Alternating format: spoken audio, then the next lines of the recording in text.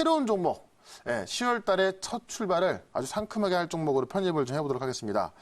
현재가 67,700원인데 안랩이라는 종목을 좀 편입을 해보도록 할게요. 안랩. 자, 안랩은 누구나 다 알고 있습니다. 안철수 전 의원 관련주고요. 차트로 봤을 때 2018년도 그러니까는 17년도에 대선이 끝나고 나서 죽었다가요. 18년도에 좀 한번 올랐다가 다시 지금 이제 2019년도에 고점을 좀 넘기는 중인데 이미 넘겨놨고요. 9월 달에 넘기려고 했던 그 자리에 대량 거래가 들어왔었는데 이만큼의 대량 거래가 이제 어제 오늘 들어오면서 물량 소화하고 올라서고 있다.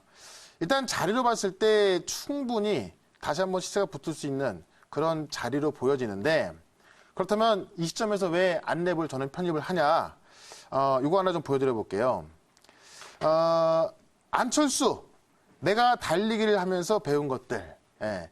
이 책이 10월 9일 날 나온다고 합니다.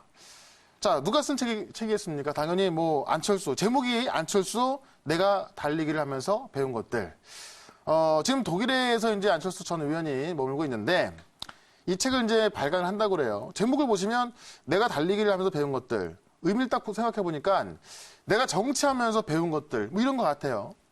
어쨌든 지금 대선에 패배하고 서울시장까지 패배하면서 독일 가서 휴식을 취했고 내용을 들어보면은 최근에 그 마라톤을 또 풀코스 완주했다고 합니다. 그러면서 이제 어떤 이런 내용들을 적어놓은 것으로 보여지는데 저는 이게 당장 귀국을 해서 정치에 참여하진 않겠지만은 내가 조만간 갈 것이다. 나의 생각은 이러이러하다라는 거를 미리 알려주기 위해 책을 발간하는 것으로 보여지고 과거에 이제 대통령 선거 나오실 때도요. 어떤 대통령이 되면은 이렇게 하겠다라는 이미 책을 먼저 출발하고 그걸 선거했었죠. 이것도 제가 볼 땐 그에 앞서서 어떤 과정으로 보여집니다. 그렇다면 어쨌든 이 안철수 전 의원이 다시 뭐 총선이든 대선이든 올 거라는 것은 확실해지는데 그렇다면 이 시기가 어떤 시기냐? 그건 이제 칠판 가서 간단하게 좀 설명을 드려보도록 할게요. 자, 지금 시기가 아시겠지만 지금 정치적으로 상당히 좀 어려운 시기, 굉장히 좀 시끄러운 시기입니다. 여당과 야당이 굉장히 싸우는 시기. 그러니까 지난 주말에도 이제 우리에서 서초동에서 촛불 시위가 있었는데 사실 생각보다 많이 나왔죠. 그러면서 아마 이번 주말에도 또 대규모 집회를 예상하고 있는데 저는 이걸 보면서 뭘 느꼈냐면은 대한민국이 지금 반으로 갈라지고 있구나 이런 생각을 했습니다.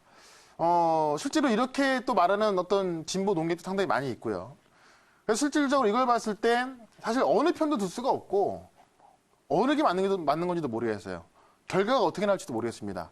이때 중도의 대표인 안철수 전 의원이 딱 나오신다면은 제가 볼 땐 타이밍적으로 뭐 굉장히 좀 좋은 타이밍이 아닐까. 근데 마침 책을 10월 9일 날 발간한다고 하니 출판 기념회는 안 하더라도 자, 내 책을 내면서 말 한마디 안 할까요?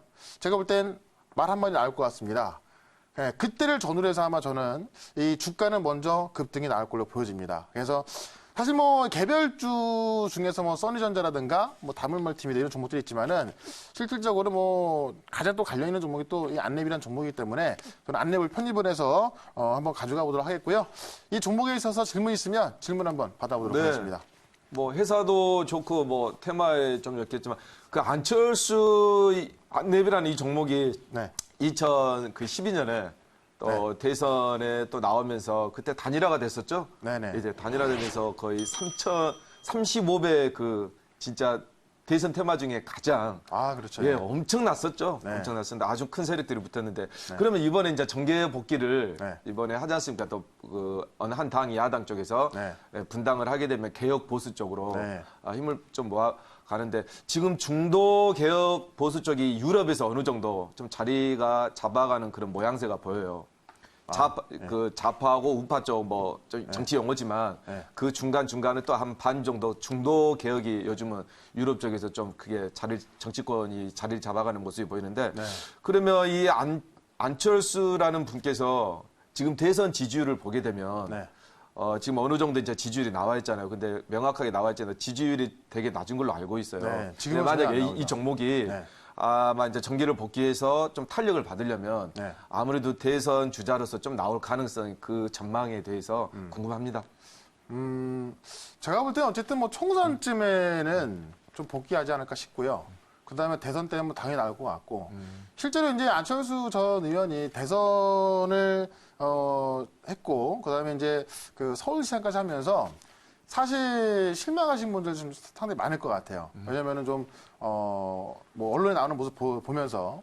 다만 제가 볼 때는 이제 그런 부분을 충전하고 나오면서 어느 정도 좀 보완되지 않았을까도 싶고, 어쨌든 저는 이 정치적으로 뭐 안철수 의원이 어쩌다 저쩌다를 좀 말씀드리고 싶기보다는 지금 시장은 어쨌든 간에 그 어떤 실적 있는 종목들이 크게 올라가는 그런 시장은 아니거든요. 그렇기 때문에 아프리카 디젤병 관련주가 급등했던 거고, 정치 테마주가 지금 올라가고 있는 겁니다.